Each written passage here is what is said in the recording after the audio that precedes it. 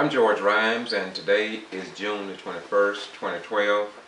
I was called by a young lady concerning what she experienced at the Valdosta police officers and the way that they conducted their search. And I'm at her residence, and it is approximately 9:20.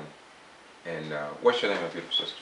Sakita Saxton. Okay, and what's your address, if you don't mind? 1425 East Park Avenue, apartment B2. Okay, and you called me, right? Yes, sir, I did. Why did you call me? I called you because I was just outraged when I got off work yesterday evening, last night. My son informed me. Your son who? My son, Joshua L. Franklin. On my last break at 7:30, I phoned his phone and an officer answered, and it frightened me. You know, I didn't know what was going on. But at the time, he had my son Joshua in handcuffs, and they had did an illegal search through my apartment looking for my oldest son. This one here? Yeah, this one here. For my oldest son, John L. Franklin III. Why you call it illegal search? Because they just came when Josh opened the door, they just moved past him, they just came all in the house. Okay, go ahead. I'm sorry, but I didn't want to make, go ahead. They pushed past him, they came, looked out through the house, but they didn't go in my room because I have a key lock to my door. So when I phoned, the officer asked me over the phone, could he go and, you know, and search in my room, and I told him no. He had no reason to be searching at all without my permission or without a search warrant. Well, he had already done that before asking me. What you mean he'd already done what? He had already came through the house and searched all but my room. I got you. Okay. He never did he ask you at the door, ask your son? No, he did not. Well, was they in pursuit of your son? In other words, did your son rush in the house and they saw him come into your house? I wasn't here. I don't know that. Yeah, okay. They. But you do know about hot pursuit if they're actually pursuing someone, and you don't know nothing about that, you're saying? No, sir, I wasn't here. Go ahead. But my son wasn't in here. He came up later. Okay, go ahead. Oh, so that would really concern me, and this is not only the first time the city of Valdosta Police Department, this is not the first time I had problems with them with my son. This is the second time, and they just hound them. They just very unprofessional at what they do. Okay, now you say unprofessional. The Valdosta Police Department has gotten all kind of awards and credibility and credentials for being some of the top trained law enforcement in the state of Georgia, perhaps the nation. And so you are saying that you think that they are not so professional? Is that what you're saying? That's what I'm saying. They're not, because they don't conduct themselves as professionals. For them to receive those awards, you know, that may be, but off the camera and out there, they're very ugly. Do you have any names of any officers that? Well, the officers, I called dispatch, and my son said it was 4 officers out, but they only gave me names of 2. That was Mendoza and the last name Watts, so I don't know their first name. Okay. Now, last night when you called me, first of all, how did you know about me, and why did you call me? It was someone down at work. Okay. I was on break, and so a lot of other people work down there from Lowndes County, right. And they told me that I should give you a call. Okay. But I just say that the gentleman that gave me your name, sir, I don't really know him. That's okay. I just want to make sure. But they just told me that I needed to phone you when I got in. Okay. I just want to make sure that I didn't call you. You called me. Oh no, sir. I called you. Okay, and you mentioned last night to me, if I'm not mistaken, about what actually happened on another incident, or was it with you talked about the police officers and yes, you talked sir. about one black or one white? Well, explain that to us. Okay, around about the 1st of May, doing what school was in, my my youngest son would walk my grandkids over to school each morning, and would walk over there at 11 o'clock to get my 3-year-old from class. So this particular morning, he was walking over to get my 3-year-old from the preschool there. The cops just swarmed in on him up there by that Hispanic store right there in the plaza. And they asked, was he my oldest son? So he said, no, that's my brother. So he didn't have his ID or anything on him, you know. So let's see, when I got there, it was about maybe 4 cars there. So he told him, he said, you know, he was explaining to him, that's my brother. So the officer pushed him up on the car roughed him up and told him, he said, well, if you ain't him, you look like him. And so then the other officer, he was in handcuffs, gave him the phone so he could dial me. So I was asleep, so I had to wake up, get dressed. In the middle of me getting dressed, trying to get over there, walk over there, my nephew came, his wife came through and saw that the officers had my son Joshua out there in the parking lot. So she came and got my nephew. He came back. He told the officer, no, this is not John Franco. Well, they told him pretty much to mind his own business. They was kind of rude to him, so he came on and picked me up.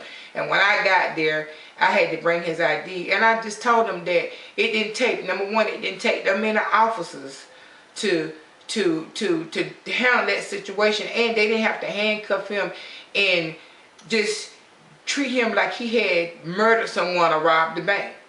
And talk ugly to him like, well, if you ain't him, you look like him. Well, quite sure he looked like him because they have the same mother and the same father. Okay, so you're saying that they physically and verbally harassed my son. So you're saying that the police officers, in relating to the citizens in Valdosta, they're not considerate of that they are that they are innocent until proven guilty? No. They don't care. It's like he said, well, if you ain't him, you look like him. Are you confusing are you getting confused with the Lowndes County Sheriff's Department and the city? Because the city officers, we are told, is extremely well trained in the state of Georgia.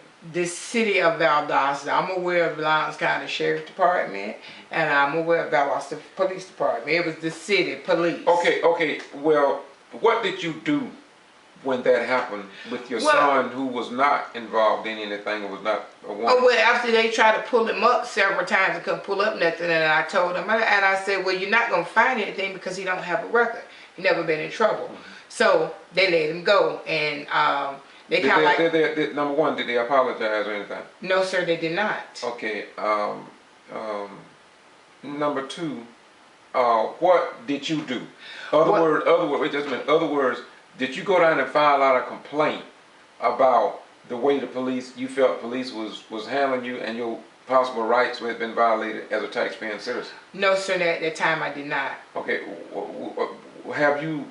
did you go down yesterday when this happened with your other son and file a complaint with the chief of police or the Valdosta Police Department? When I got in, sir, it was like 11:45 last night. No, sir, I haven't been there yet. Well, what are your intentions? My experience is that here I hear a lot of complaints when it comes down to actually going down and filling out a complaint about the incident itself.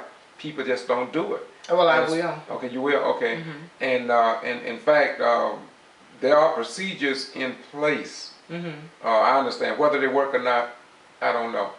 But you can file a complaint. So I recommend today, or when you get off from work or whenever, or day off, to go and file a complaint. Okay. What do you want to see? Now they got city council this evening. If you want to go to city council meeting, go to city council meeting this evening. I can't do that. That's at 5:30, right? Yeah. Okay. Well, that's. But I can go file a complaint. Yeah. Well, that's something that an individual citizen can do. Once again, I don't represent the NAACP nor the SCLC, but I'm sure all of them support me in trying to build a better community. Yes. For the good of the citizens.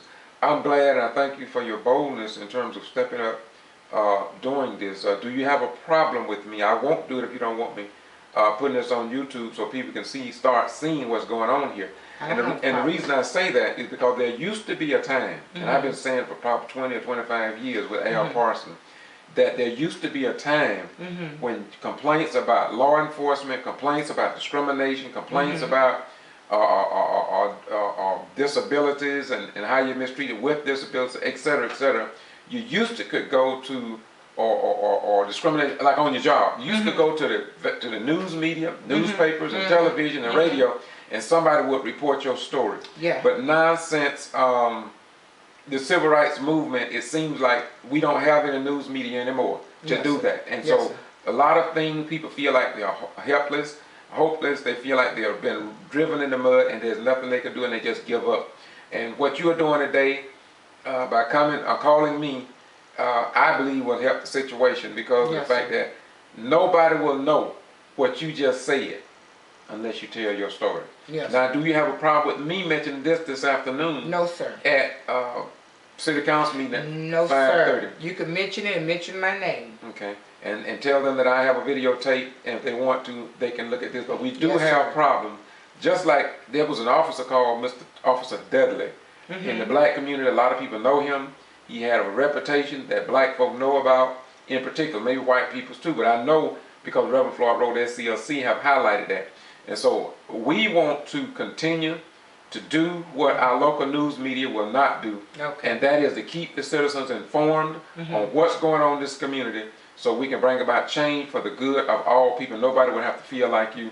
Yes, sir. Your youngest son don't have any record at all. No, sir. And you're telling me that they came in here without a search warrant? Yes, sir. And they was going to charge him with obstruction and something else they was threatening him with while they had him in handcuffs with my 2 younger grandkids that he look after while I'm at work watched. Wait a minute. Let's back up a little bit.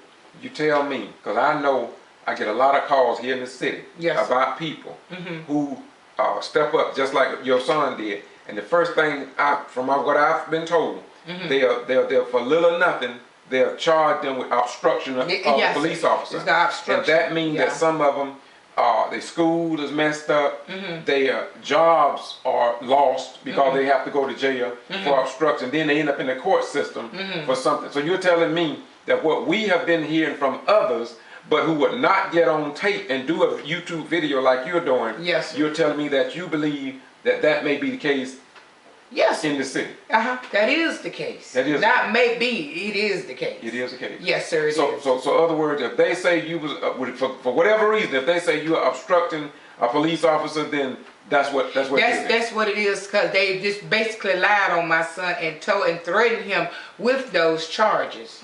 And I understand that he's going to make a statement or write out a statement concerning it when you take your complaint, because if you take your complaint, he'll probably have more legitimacy to it if he get to do that. Yes, sir. Yes, All sir. right. He will write out a I statement. want you to close out once again by giving your name, your address, and you don't have to tell them where you work, but just let people know that you are employed. Yes, I am employed, and my name is Sakita G. Saxton. My address is 1425 East Park Avenue, Apartment B2, Valdosta, Georgia. This is KVCI.blogspot.com, doing what we do because this is where we do it. Sooner or later, we're going to have to realize that we do not have a news media here to go to when people have problems such as this. Our elected official will not even address issues like that.